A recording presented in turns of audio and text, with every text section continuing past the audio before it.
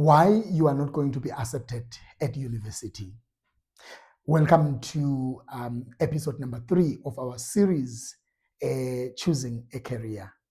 And it is such a pleasure to hear from you and to learn that you guys are enjoying this series. I didn't know that people really wanted more insights on the issue of choosing a career. And to everyone on TikTok, I love you guys so much. And to the family, the Educate family, whether here on YouTube or on Channel Africa, on SABC. It's always great to hear that you are with us. Please make sure that you help us grow this family. And we have expanded the family through Channel Africa, the African Diaries show, where we are every Tuesday. So we have extended the family to Africa, from here in the south to up the north. So it's quite an honor. So let's get to the issue of choosing a career. But today in this episode, I want us to look at why you wouldn't be accepted at university. And in that, I want us to look at the application process. If you remember very well, if you have been watching the previous episodes, you will remember that we looked at choosing a career. We looked at the issue of how do you go about the steps that you need to follow, the questions that you need to ask yourself before you choose a career. And we looked at why research is also important before you choose a career. And there is a growing worry, especially in South Africa. I don't know with you outside South Africa, maybe you can share with us on the comment section what is going on in your country. But here in South Africa, a lot of young people get rejected. And they call it rejection. And I want to first emphasize that it is not necessarily rejection.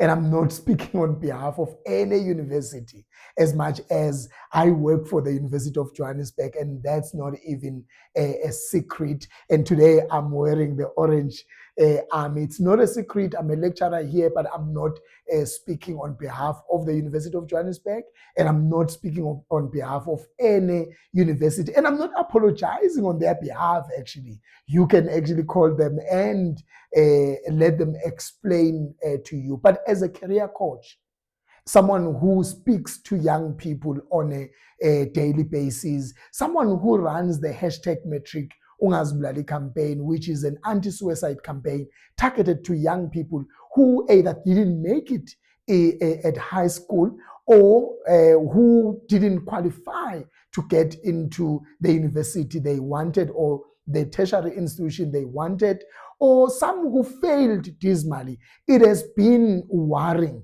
for me to meet many young people who are sitting at home because they were not accepted. And they normally say, Sanele, I was rejected. Of course, you might receive the letter which says, we regret to inform you, but it is not a rejection of you personally. The universities, the institutions of higher learning do not know you. The people who work in admissions, the faculty officers who are doing admissions and all of that, they don't know you. The people who are in the departments, the different departments across the tertiary institutions, they don't know you. So they're not going to reject you. So I want you to make sure that you don't take it personal. That's why I want us to look at the issue of rejection and why you are going to be rejected.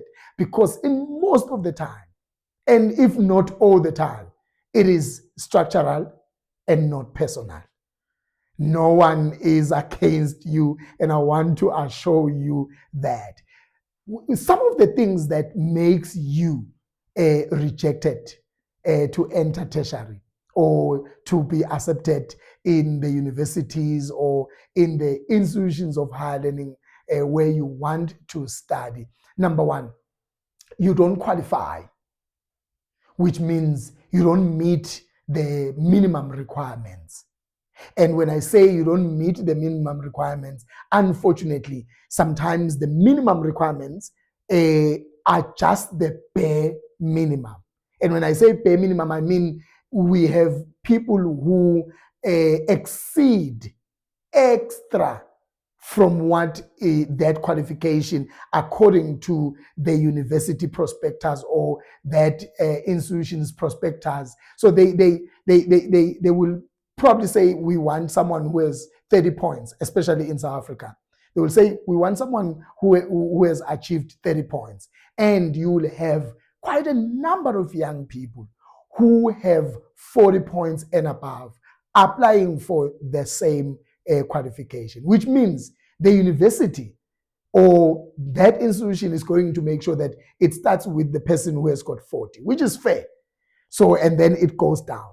Again, the fact that you don't meet these minimum requirements, it goes with a lot. Sometimes you don't meet because there were many people who applied who got many points than you. Sometimes you don't qualify because of the subjects they wanted. And this, my wife experienced it, where they wanted English to be level 6, if I'm not mistaken, and she got level 5, if I remember very well. She has 38 points in her matric certificate, but she didn't get accepted. And I was also personally kind of offended a little bit because I personally went and said, hey, what was the issue? And they explained to me to say, no, Sanele, she doesn't meet the requirements. She met some and she didn't meet some. So sometimes you can get the points that they are looking for, but you don't have the necessary subject required in that course that you have applied for. Sometimes it is, as I said, it's full. You don't meet the requirements. Sometimes it's not necessarily that you don't meet the requirements. It's structural. They have a number of people that they are looking for in that qualification. There are qualifications that are regulated by bodies where they make sure that they take a certain number of students in that qualification. Even if you qualify with flying colors, sometimes you wouldn't be accepted. And sometimes if you qualify, it's only a matter of luck because whenever they do the acceptance, whosoever they dealt with first, who meets the APS score and all of that, you might all have the same APS score, you might have the same subject passed very well, but unfortunately, it was full because there is a number of students that are required in that program. And institutions can't change that. It is governed by statutory bodies. It is governed by government as well. So there is nothing they can do. There is quite a lot that is involved. Guys, I want you to understand there is quite a lot that is involved in accepting students that is being considered. Sometimes issues of infrastructure. They might want to accept as many students as they can. Sometimes the issue of capacity hinders them to invite many students to come.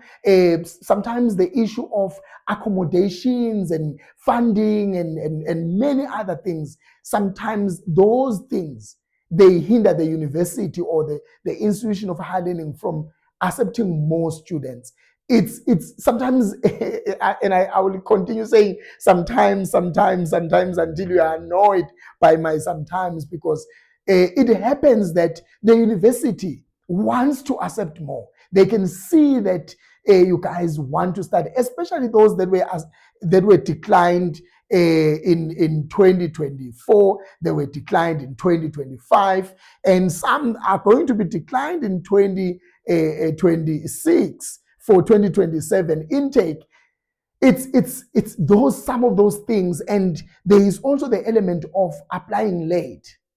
I'm sounding like I'm running in this episode because there's quite a number of things that we can talk about when it comes to why you are going to be rejected. Sometimes there is applying late. Some people will apply very late only to find that they've selected and they've found the number of people that they are looking for. And sometimes to you who have been rejected in the previous years, who's trying to apply, it might be because they are waiting for the 2026 matriculants or students who are in grade 12, so that they can balance between the ones that studied previously and the ones that exited 2 years ago, or were rejected 3 years ago, 4 years ago, with the ones that actually exited the previous year and they are ready to start in 2027. And it happens that there is quite a number of young people who I knew who have passed very well. And I always ask people to go and improve their studies because of that. There is high competition, guys, for spaces in some tertiary institutions. And with high competition, we also have a serious problem of people concentrating in one university, applying for one university. And I understand some universities have got good infrastructure, they've good track record, they care about their students and so forth. And they are in cities like Johannesburg, like Durban, like Cape Town. So you might want to go to those kind of cities because they are cosmopolitan. Everything there, you might even get a job while you are studying. So there is quite a number of things that young people consider when they apply, which is the reason why probably some of them will want to come to the University of Johannesburg, will want to go to Wits, or will want to go to UKZN, UCT, and stuff like that. But I want to encourage that there are universities in remote areas. The South African government particularly, I don't know in your country, but the South African government has made sure that each province has a university or has an institution of higher learning, from TVET colleges, a university of technology, and universities. They are there and they are trying. They are not as resourced equally, but they've tried to make sure that you don't have to leave, for example, the Northern Cape or the Northwest or Mpumalanga or Free State and come to Johannesburg. And like I said, I understand why you will want to go to Cape Town, go to Durban, but it's very important that you understand that you are making sure that your chances are very low when you apply in the universities that are way popular.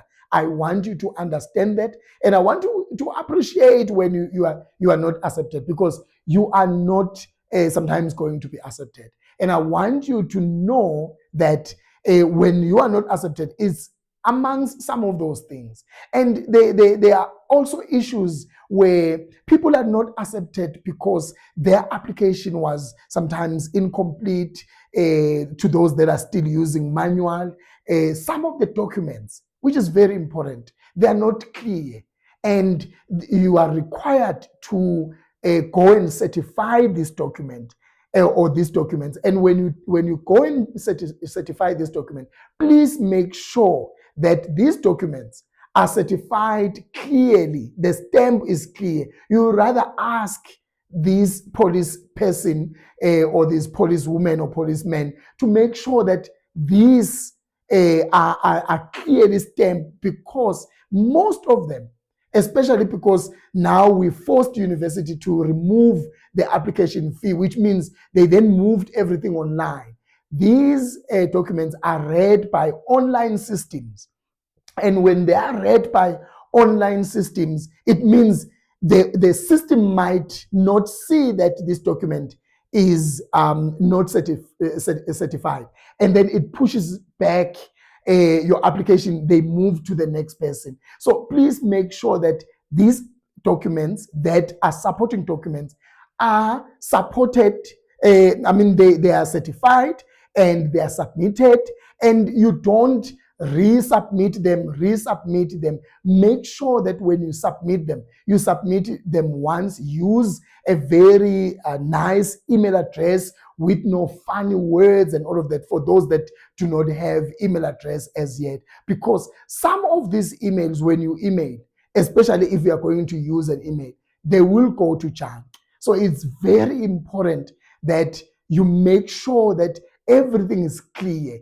If you are going to be to use an email address of your parent, they need to make sure that they keep checking whatever that is needed. Some students, they will find that they were called for an interview, they were called to submit a portfolio, but because they forgot their password, they can't access the email address anymore. It's quite a number of things that you can consider. And I want you, in fact, I think there must be a part 2 on this one, because it's very, very important. I'm thinking, instead of making it a part 2, because it's getting a little bit longer, maybe you share in the comment platform why were you rejected, if you have been rejected before, so that you help others on making sure that they don't get rejected next time, because you are going to be rejected if you don't follow the instructions, simple instructions. Read. Let us fill in this document. Let us not be lazy to call. I know some of the universities don't pick up their phones are not working, and let us also use traditional. Let's have a friend who can go and inquire. Go to the universities if you can, so that these things are done as early as possible. So I'm hoping that we are going to share on the comment platform why some people were rejected, why were you personally rejected if you were, and we'll enjoy and we'll pick maybe from some of the conversation and or some of the comments, and then we'll carry on when we do our next episode on this series. It's a very interesting series, and I think you should share this one particularly with your friends, so that they know what they need to do before they apply.